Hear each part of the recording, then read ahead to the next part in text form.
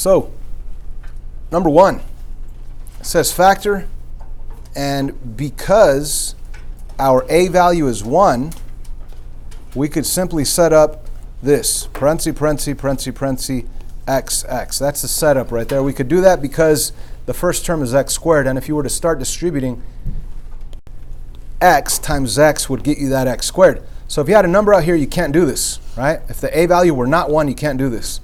So you are able to set this up and simply think what times what is your c value, which is negative 32, that if you combine together is your b value, which happens to be a positive 12.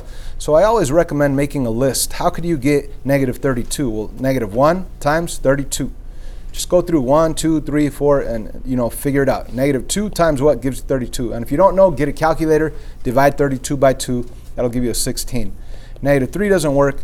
Negative 4 times 8 is 32. Negative 5 doesn't work. Negative 6 won't work. So that's about it. It's just those 3 possibilities. So once you have this list, when you start combining them, see which one gives you the b value of 12. So 32 take away 1, that's 31. That's not 31. This combined gives you a 14. That's not 14. This right here gives you a 4. That's not 4. So what do we say about this? Not factorable. That's right, not factorable. So this whole thing is not factorable. Okay? Not factorable.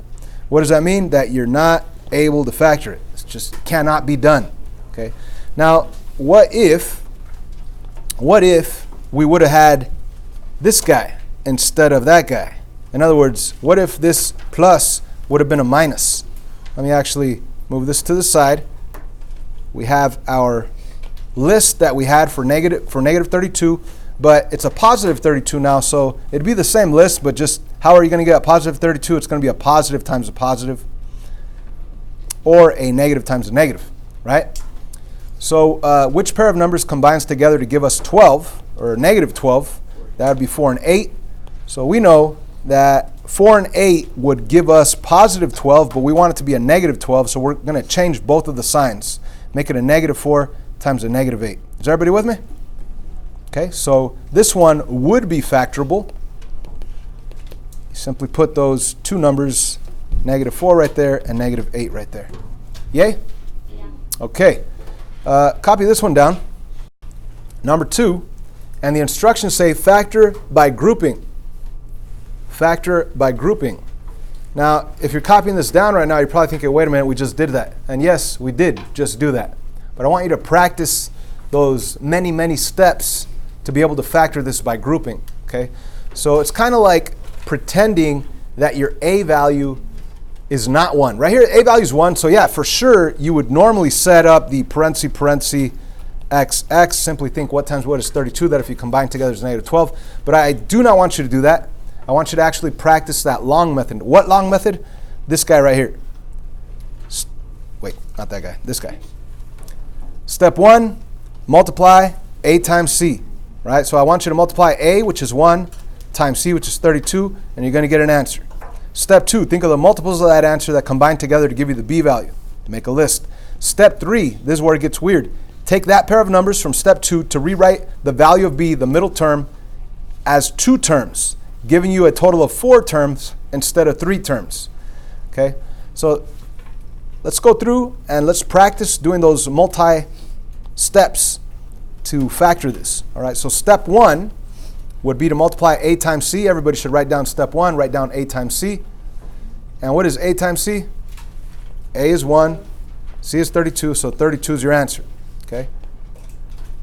Step 2, think of the multiples of that answer, which happens to be 32, that combine together to give you the middle value b, which happens to be negative 12.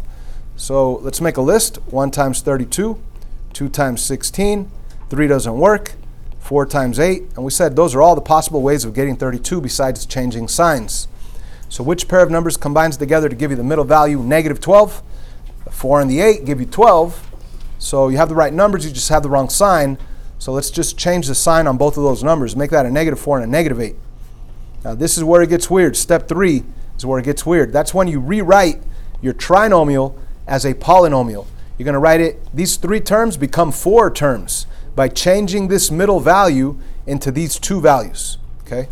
So let's rewrite the first term, x squared, and the last term. Let me just write it down right here. We're going to rewrite the whole thing. X squared, and then plus 32 at the very end. Now, the middle term of negative 12x, I'm going to rewrite it as what? Negative 4x minus 8x, right? So minus 4x minus 8x. Let's write that down. Minus 4x minus 8x. In reality, we didn't do anything because the negative 12x really is negative 4x take away 8x. When you combine that, it gives you that negative 12x. So all we're doing is rewriting it, getting 4 terms instead of 3 terms. Why the heck would I do that? Because now I could do, oh my goodness, what happened? Now I could do step 4, which says factor by grouping. So now that I have 4 terms, now I can do step 4, which is factor by grouping. And factoring by grouping is another 3 steps in itself. It's right here. Okay. What is factoring by grouping? You separate it into 2 groups. You factor something out of each group, and then factor the common binomial from both groups and use exaggerated parentheses. So let me bring this over here to the side. Oh, goodness. Technical difficulties, I apologize. Here we go. Okay, so let's separate it into 2 groups. You have the x squared minus 4x space minus 8x plus 32. So we're going to factor something out of the first group, put parentheses. What could you pull out of that first group? X. Okay, what would be left on the inside? X minus 4. Okay, what could you pull out of the second group? A negative 8. Okay, so let's pull out a negative 8. And what would be left on the inside? X and minus 4 to get you back to that positive 32. So that is step 2. Step 3 says factor out the common binomial. So here's your first group, here's your second group. It has a common binomial of x minus 4. We're going to pull that common binomial out. And this is where I say use exaggerated parentheses. So the common binomial that I'm pulling out is the x minus 4. And what would be left? Well, I'd have this x and this minus 8 that come right down. So x right here, minus 8 right here. And the reason why I leave the space right here, the exaggerated parentheses, so you could visually see that the binomial is out, it's not there anymore. But of course, your final answer would be to write it with the correct size parentheses. So there it is. So of course, it's a lot easier to simply take the original and just think what times what is 32, that if you combine together is negative 12. Well, that would be a negative 4 and a negative 8. That's the easiest thing to do. So why would I go through and do all those steps just to practice, right? So I want you guys to do this next one using these multi-step instructions. Here we go. Copy that one down. It says factor 5x squared minus 7x minus 24. You couldn't even set up the parentheses xx because the a value is 5. So you have to use those multi-step instructions to be able to factor this quadratic trinomial that has an a value that's not 1. So go ahead and begin. First step is to do what? That's right. So number 1, a times c. And just to get you started, if you don't have a calculator, what is a times c? That's 5 times negative 24. That is negative 120. So this is a big number. We're going to have a long list. I'm going to pause it right here. We'll pick it up in a while, but I want to see if you guys are able to do this. Go for it. Okay, so some of us struggle or just don't want to make a list, but I'm telling you, it'll help you a lot. Start with the number 1, or negative 1 in this case, because you want the answer to be negative 120. Negative 1 times, bless you, 120. Negative 2 times. And if you don't know what 2 times what will give you 120, get a calculator and simply go 120 divided by that 2, and that'll give you 60, right? Negative 3, if you don't know what that is, right? We already know it's 40, but if you didn't know what it is, take 120 with the calculator, divide it by 3, and it'll give you the 40, right? 4, 5, 6, just keep going, right? So 4 times what gives you 120? Again, with the calculator, if you do 120 divided by 4, it will give you 30. If you do 120 divided by 5, 24. It'll give you 24. If you give you 120 divided by 6, that'll give you 20. 7, I believe, does not work. 8 works. 8 works. 120 divided by 8 is 15. Okay, and 9 does not work, but 10 does. So negative 10 times 12. So this is it, guys. 11 doesn't work. That's all the possible ways of multiplying two numbers together to give you negative 120.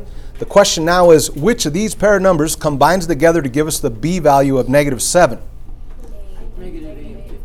Okay, so if I combine negative 8 and 15, that'll give me a positive 7, which is the right number, but we want a negative number, what am I saying? Bless you. A negative 7, and this gives us positive 7. So we have the right number, we just have the wrong signs. So just change the signs and we'll be ready to move on to the next step. So that's really a positive 8 and a negative 15. So step 3, this is where it gets weird, where you rewrite your 3 terms as 4 terms by changing the middle value, negative 7x, to become positive 8x minus 15x. So if you wanted to do 2 steps in one to kind of shorten the process, the reason why you're rewriting it into 4 terms is to factor by grouping. So if you wanted to, as you write it in 4 terms, you could already separate it into 2 groups, right? I don't want to confuse anybody, but if you understood me, go for it. Anyway, what do I have here? I have 5x squared. Let me write that. Now, instead of the minus 7x, I want to write it as plus 8x minus 15x. Instead of minus 7x, I rewrote it as plus 8x minus 15x. At the very end, I still have minus 24. So that's our 4-term polynomial, and now we could factor by grouping. Now, factoring by grouping, you have 3 steps right there. You separate it into 2 groups. You factor something out of each group, and step 3 is to factor out the common binomial from both groups using exaggerated parentheses. Okay, so let's create 2 groups, separated into 2 groups. The next step would be to factor something out of the first group. What could I pull out of that first group? X. Just an x. Okay, what would be left? 5x plus 8. Okay, what could I pull out of the second group? Negative 3. A negative 3. Perfect. What would be left? 5x plus 8. And that's a good thing because we have a common binomial now. And if we take a look at the third and final step here, it says factor out the common binomial from both groups using exaggerated parentheses. So let's put those exaggerated parentheses right here. And let's pull out that common binomial, the 5x plus 8 right here in both first group and second group. Let's pull them out. So you have a 5x plus 8 out here in front. What do we have left over on the inside? This x is left over and the minus 3 is left over. Again, the exaggerated parentheses are just so you could visually see that the common binomial is out. And now you could just rewrite it with the appropriate size parentheses, 5x minus 8. Actually, that's a 5x plus 8 and x minus 3.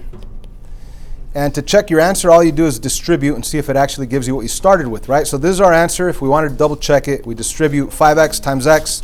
That's 5x squared. 5x times negative 3 is negative 15x. Positive 8 times x, positive 8x. And positive 8 times negative 3 is negative 24. And if we were to combine the negative 15x and the positive 8x, it really will give us the middle value that we started with, which is negative 7x. So you could always double check your answers by distributing, seeing if it works. There are no excuses, guys. You should be able to ace Friday's quiz because whatever answer you get, you could distribute and see if it works. Okay? So that's about it for the class opener. Hopefully this gives you a better understanding of factoring by grouping and factoring quadratic trinomials when the a value is not 1.